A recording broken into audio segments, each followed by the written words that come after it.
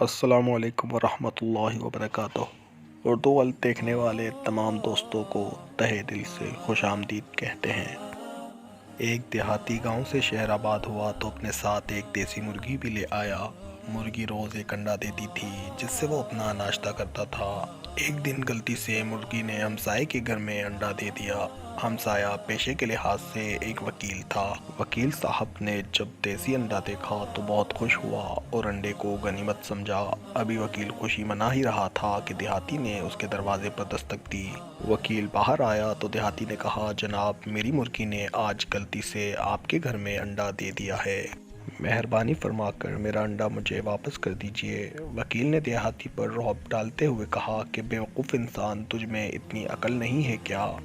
مرغی نے میرے گھر کے احاطے میں انڈا دیا ہے تو اس لحاظ سے انڈا میرا ہوا۔ میں تمہارے گھر سے انڈا چوری کر کے تو نہیں لایا۔ دیہاتی کو وکیل کے اس لہجے پر بڑا غصہ آیا۔ اس نے کہا کہ مانا آپ وکیل ہیں مگر آپ قانون کو اپنے ہاتھ میں نہیں لے سکتے۔ انڈے پر میرا حق ہے اور میں اپنا حق لے کر رہوں گا اور شہر کے قاضی کے پاس اپنا مقدمہ لے کر جاؤں گا۔ وکیل نے کہا، اپنا شوق پورا کر کے دیکھ لو۔ دیہاتی قاضی کے پاس گیا تو قاضی نے دونوں کو اپنے سامنے کھڑا کیا اور کہا کہ دونوں ایک دوسرے کو باری باری ایک مکہ مارو۔ جس نے بھی دوسرے کا مکہ برداشت کر کے اپنے آپ کو کم وقت میں سنبھال لیا تو انڈا اسی کا ہوا۔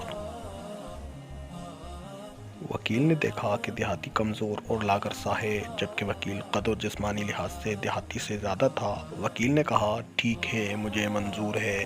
پرچیاں ڈالی گئیں اور دیہاتی کی پہلی باری نکلی۔ پھر اس نے وکیل کی ناک پر زور سے مکہ مارا۔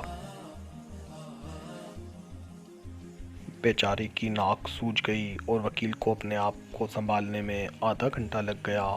وکیل کو دیہاتی پر بہت غصہ آیا اور مکہ مارنے کے لیے اپنی آستین چڑھانے لگا۔ تب دیہاتی نے کہا، قاضی صاحب، میں اس مقدمے سے دستبردار ہوتا ہوں۔ وکیل صاحب سچے ہیں اور یہی انڈے کے مالک ہیں۔